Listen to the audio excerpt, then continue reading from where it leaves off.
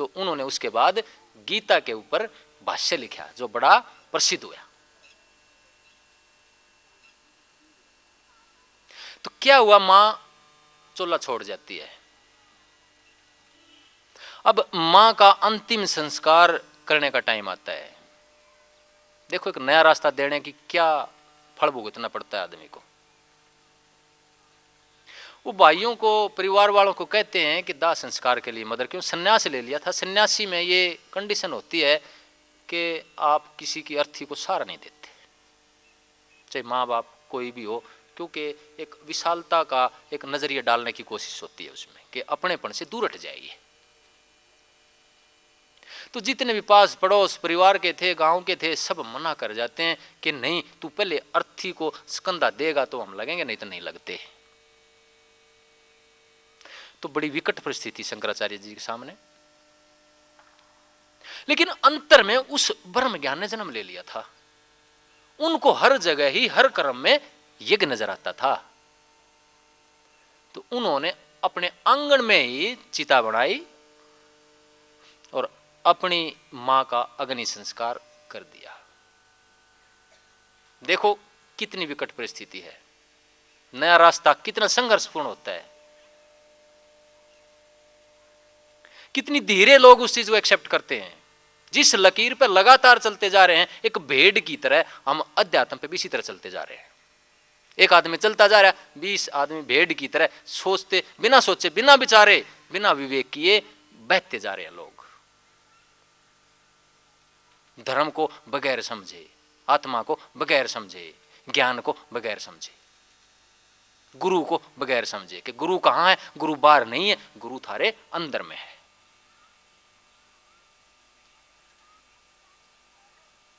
तो शंकराचार्य जी उसके बाद फिर काम पे लगते हैं और देखो फिर वो 4 दिशाओं में 4 मठ स्थापित करते हैं देश की, जहां पर आज आपके कुंभ और महाकुंभ के मेले लगते हैं। तो उन्होंने जो अद्वैत दर्शन दिया, उन्होंने कहा कि आप पंचायतन का सिद्धांत मानिए, वो साकार रचना में भक्ति पैदा करेगा आपके अंदर। लेकिन हजारों देवी देवता मानते हो, उससे हटना पड़ेगा अगर हिंदू धर्म को बचाना चाहते हो तो। लेकिन फिर कहते हैं कि ये 5 भी जो भी है सब फना है, ये माया का हिस्सा है। जो ब्रह्म है वहां तो इन चीजों के लिए कोई जगह ही नहीं है, रंग रूप के लिए, आकार के लिए। जितनी आप पूजा करते हैं, बाहर की पूजा करते हैं, जितने धर्म खड़े, जितने विचार खड़े करें, इनसे बाहर तुर्यातीत में जाना है। और तुर्यातीत में कैसे जाता है आदमी, उस ब्रह्म का उदाहरण कैसे देते हैं वो 4 अवस्थाएं बताते हैं चेतना की। एक जागृति, एक सौपन, सुसुप्ति यानी कि गहरी निंद्रा, और तुर्यातीत। जागृति में आप बाहर खड़े हैं, व्यवहारिक ज्ञान बोले उन्होंने इसको। उसने परमात्मा की सत्ता के 3 हिस्से किए, व्यवहारिक, प्रातिभाषिक और परमार्थिक।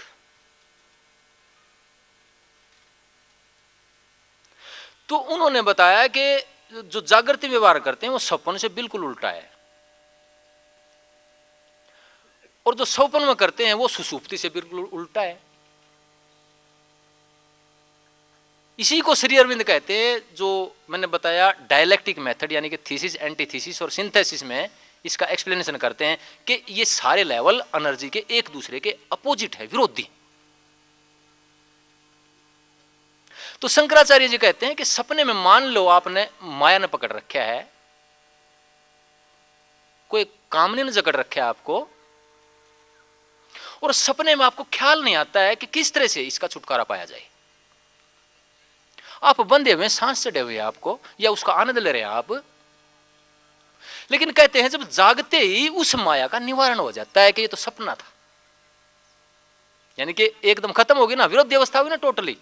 लेकिन जागृति से सौपन में जाते हैं, सौपन से सुसुप्ति में जाते हैं, जाना पड़ता है। एक दूसरे का आधार भी है ये चीजें। इसी तरह सारी सृष्टि है जो अपोजिट्स पे खड़ी है, लेकिन एक दूसरे का सपोर्ट भी है।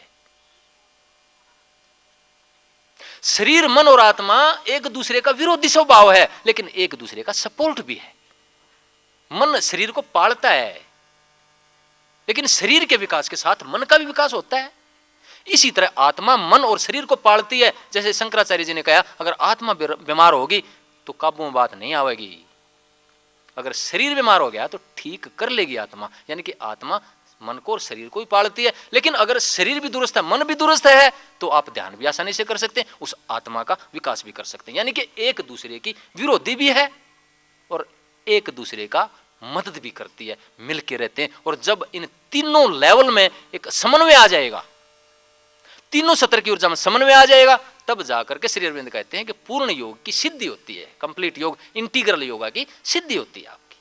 यानी कि तीनों विरोधी सत्र आपकी मदद करने लग जाएंगे, यानी कि विरोध करते हुए भी आपकी मदद कर रहे हैं। मैं वही कह रहा हूं कि ये सारे संसार में एक विरोध के साथ सहयोग होता है, अनेकता के साथ एकता होती है। इसलिए इस अनेकता के संसार में रहते हुए, इसको समझते हुए, मन और अहंकार के संसार में रहते हुए हमें एकता के संसार में, आनंद के संसार में, आत्मा के संसार में आना है।